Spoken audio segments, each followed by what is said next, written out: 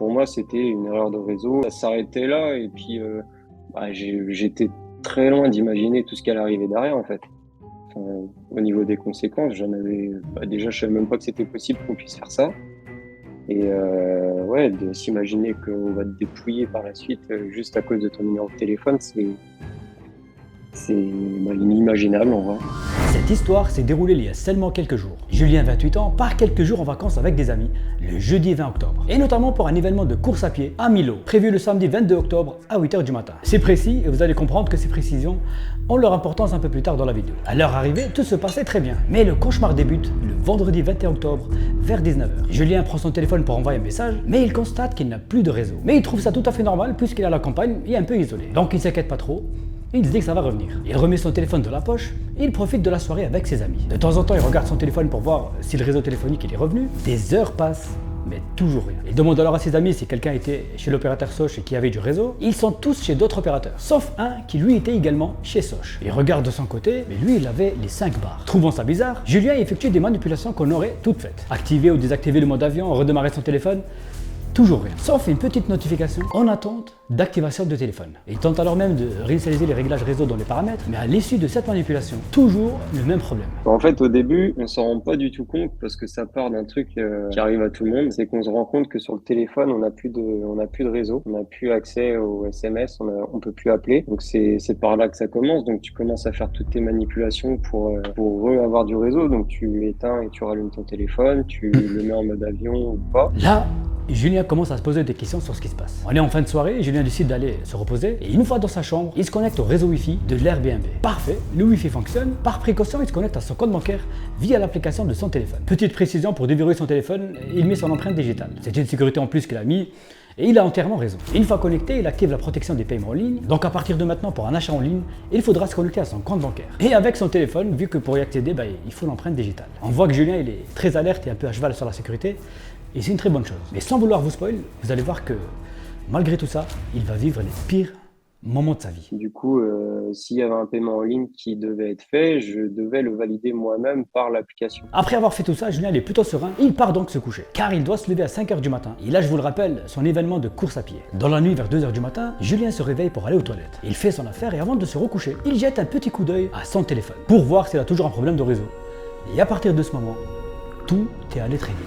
Il voit 3 notifications en attente de validation de paiement. Il commence à paniquer, il essaie de se connecter à son compte bancaire, mais impossible. Le mot de passe, il a été modifié. L'identification par son empreinte digitale n'est donc plus active. Ça s'est passé au milieu de la nuit, en fait, où j'ai reçu des notifications de paiement. C'est pas moi à l'origine qui a fait ces paiements-là. J'ai essayé de me reconnecter à mon compte bancaire. Par contre, là, j'y avais plus accès. Et je pouvais pas réinitialiser mes mots de passe parce que en fait tu reçois un code par SMS pour pouvoir le réinitialiser. D'accord. Donc moi vu que j'avais plus de réseau, je pouvais pas le faire. J'avais plus d'accès à mon adresse email non plus, donc je pouvais pas le faire. Et puis j'étais pas chez moi, donc je pouvais pas non plus demander de courrier à mon adresse postale, quoi. Il est 2h du matin, il n'a plus aucun contrôle sur son compte bancaire. Il essaie quand même de rester calme et se concentrer pour trouver une solution. Et malheureusement, à ce moment-là, il n'a qu'une seule solution. C'est d'appeler le service d'urgence 24h/24 pour faire opposition. Mais, je vous le rappelle, il n'a plus aucun réseau téléphonique pour faire cet appel. En plus, ce qui est compliqué, c'est que, bien évidemment, pour appeler ta banque, faire opposition, t'as pas de réseau téléphonique.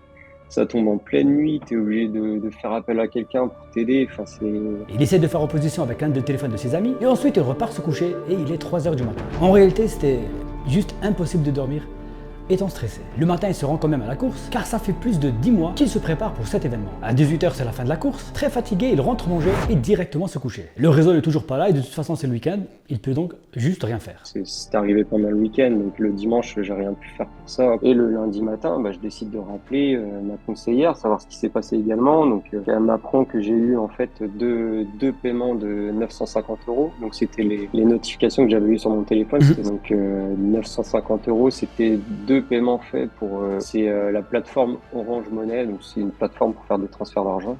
J'ai regardé après. D'accord. Vers l'étranger. Donc il y a eu 2 paiements comme ça de 950 €.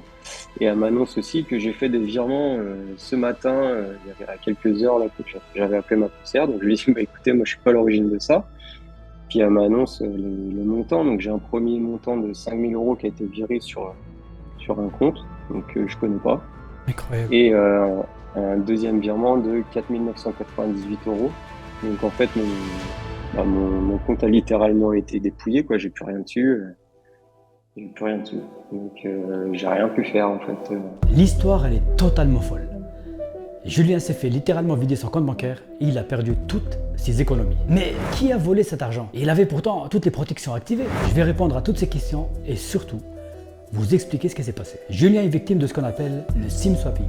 C'est une arnaque encore méconnue chez nous en France, mais qui commence à faire de plus en plus de dégâts. L'arnaque cible principalement votre téléphone et plus spécifiquement votre numéro de téléphone. Afin d'accéder à toutes vos données privées, vos comptes bancaires, vos adresses email et prendre possession de toute votre vie. Il y a de plus en plus d'attaques de ce type et vous êtes de plus en plus nombreux à me contacter et être victime de cette arnaque. Je comprends, ça a l'air un peu brouillon comme ça, mais je vais vous expliquer ce que Julien a subi. Vous connaissez tous la sécurité à double facteur ou la double authentification. Eh bien, cette sécurité est la raison principale de l'augmentation des attaques SIM swapping, car c'est l'une des seules manières de contourner cette sécurité. L'arnaqueur va d'abord s'intéresser à sa victime en cherchant le maximum d'informations sur elle, souvent sur les réseaux sociaux ou encore en récupérant de combolistes avec plein d'informations sur elle. Et une fois que l'arnaqueur a toutes ces informations, il va ensuite appeler l'opérateur téléphonique de la victime et il va tout simplement se faire passer pour elle, au plus grand des calmes. L'opérateur généralement il va poser une série de questions pour être sûr que la personne au bout du fil est bien le client. L'arnaqueur va répondre à toutes ces questions avec les informations récupérées au préalable. Et ainsi il va tromper l'opérateur qui va penser que c'est les clients derrière. Et c'est là où les problèmes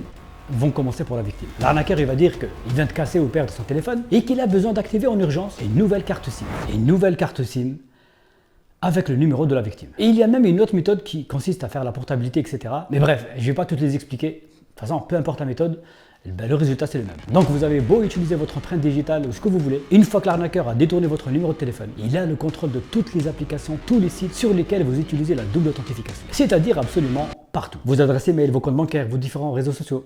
Bref, comme on vient de le voir avec l'histoire de Julien, qui pensait avoir simplement un petit problème de réseau, mais qui était très loin d'imaginer ce qui se tramait derrière. Aucun SMS bizarre, aucun mail bizarre, et tu le vois vraiment pas venir, et puis t'as pas de réseau sur ton téléphone, ça arrive à tout le monde, tu te poses pas de questions, tu te dis jamais que ça va être ça, enfin, tu prêtes même pas attention, tu te dis bon bah dans une heure ça va revenir, et puis voilà, et puis en fait c'est bien plus que ça. C'est l'une des arnaques la plus fourbe et la plus sophistiquée que j'ai vue. Autant avec les brouteurs, avec les fautes d'orthographe, etc., on peut facilement les détecter. Autant que là, c'est juste quasi impossible de se rendre compte tout de suite de la dinguerie. Même les plus alertes d'entre nous peuvent facilement se faire avoir. Comme là, Julien il a eu le réflexe d'agir et de bloquer tout de suite les paiements en ligne, mais comme l'arnaqueur était en possession de son numéro de téléphone, il pouvait tout simplement tout faire à sa place. Au même titre que Julien. Bah les virements, je ne le savais pas encore à cette époque-là, j'ai su juste les paiements. Mais pour moi, les paiements, ils allaient pas être acceptés du fait que j'avais bloqué mon accès en ligne, j'avais fait opposition. Je me suis dit bon bah la banque ils vont jamais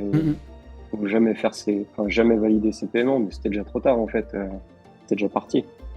Ouais, mais surtout qu'il avait la possession de ton compte, donc il pouvait à tout moment réactiver désactiver les sécurités qui ont été mises en place. C'est ça. Des virements, des transferts d'argent, des paiements en ligne, bref, le contrôle complet de tout. Au risque de me répéter, ok, c'est une arnaque extrêmement bien faite, tout ça, mais il y a des petits trucs qui peuvent nous mettre la puce à l'oreille. Il y a quand même eu un truc, c'est quand j'ai réallumé mon téléphone, quand j'avais plus de réseau, j'ai eu une notification, c'est un iPhone que j'ai, et ça demandait en fait d'activer le téléphone. D'accord. Donc ça veut dire que le téléphone avait vu que la carte SIM avait été désactivée. Et une puce, ça se désactive pas comme ça sans aucune raison, et encore moins si vous n'êtes pas à l'origine d'une portabilité par exemple, ou changement d'opérateur. Donc à partir de cette vidéo, si vous êtes confronté à cette situation, que du jour au lendemain votre puce se désactive sans aucune raison, c'est que ça pue un peu, et que à un moment donné, vos informations ont fuité. Ça a été compliqué de savoir qu'on se fait dépouiller, c'est jamais simple, même si c'est pas une agression physique ni rien, mais c'est tu travailles, moi c'est mes économies, clairement. tu te fais des économies pour faire des plaisirs. Moi je voulais acheter un appartement, là pour le moment ça va être compliqué, c'est... Julien a dû écourter ses vacances pour régler ce problème. Bien évidemment, la première des choses qu'il a faites, c'est comme je vous le dis à chaque fois, c'est toujours d'aller porter plainte, histoire de garder une trace. Là, à l'heure actuelle, j'ai porté plainte. J'ai pas de nouvelles de ma banque parce que c'est très compliqué de les contacter. C'est une banque en ligne en fait, c'est pas une banque physique. Et donc par sécurité, ils ont enlevé tous mes identifiants et mots de passe. Donc j'ai plus d'identifiant à l'heure actuelle. J'ai un compte chez eux mais sans identifiant. Donc maintenant, quand je les contacte, ils me demandent forcément mon identifiant que je peux pas leur donner parce que je l'ai toujours pas reçu par voie postale. Je peux pas transmettre à la gendarmerie toujours mes relevés de compte pour qu'ils puissent lancer leur enquête, parce que moi je leur ai dit des choses pendant mon audition, mais j'ai pas de papier qui atteste ce que je dis, donc l'enquête est même bloquée. Ça fait une semaine et rien se passe, quoi. Quelques jours sont passés depuis mon entretien avec Julien et je suis toujours en contact avec lui d'ailleurs. Et j'ai des nouvelles plutôt rassurantes. Mais avant, on va voir un peu les différentes solutions qu'on a pour contrer cette arnaque. Et les bons gestes à adopter pour pas se retrouver dans la même situation. En attendant que les opérateurs bougent et n'activent plus les SIM sur un simple coup de téléphone, je vous préconise aujourd'hui d'avoir plusieurs méthodes d'authentification. La double authentification, comme on vient de le voir, elle n'est pas 100% safe. Alors on va utiliser la triple, la double, la quadruple, on va toutes les utiliser.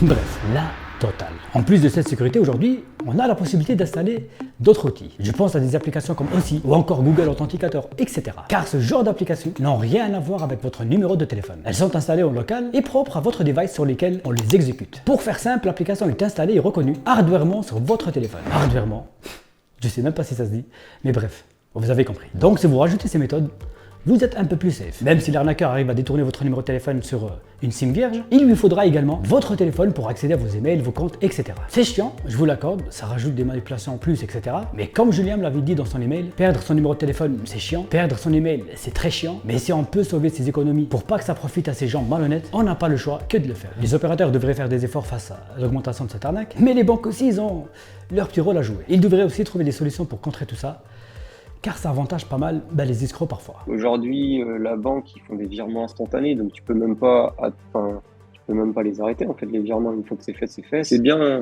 parce que ça peut nous aider dans le cas où on a besoin de faire un virement rapidement, mais ça marche aussi pour les escrocs au final. Encore une fois, comme je le dis dans chacune de mes vidéos, et s'il faut que je le redise encore aujourd'hui, je le dis, vos informations personnelles, 99,99% des arnaques sur Internet, sont basées sur ces informations. Sans ça, l'arnaqueur n'aura jamais eu cette facilité d'activer une nouvelle SIM, comme l'histoire de Julien qu'on a vu aujourd'hui et qui a perdu toutes ses économies. Et quand on est touché par une arnaque, ça ne nous impacte pas que financièrement, mais le préjudice moral, il est tout aussi important. Aussi, il n'y a pas que moi qui est touché en fait dans l'histoire, il y a ma famille, c'est pareil, ils n'étaient pas bien de savoir qu'une personne de leur entourage se fait dépouiller, est-ce que ça va leur arriver, c'est un truc qui rend en fait un peu parano de... C'est ça.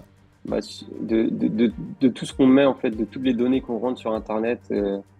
Au final, on a l'impression que c'est anecdotique, mais ça n'est pas du tout, quoi. J'ai eu des nouvelles de Julien il y a quelques heures. Après avoir porté plainte, etc., tout s'est accéléré. Et il a fait aussi le nécessaire auprès de sa banque. La bonne nouvelle, c'est que la banque lui a remboursé les 2 virements et il a enfin pu récupérer ses adresses email, où il a constaté que l'arnaqueur, il avait bien accès. Comme on le voit ici, l'arnaqueur, il a profité pour rajouter un smartphone. Et oui, c'est tout simplement le portable de l'arnaqueur, avec lequel il avait le contrôle complet, notamment ses comptes bancaires. Voilà.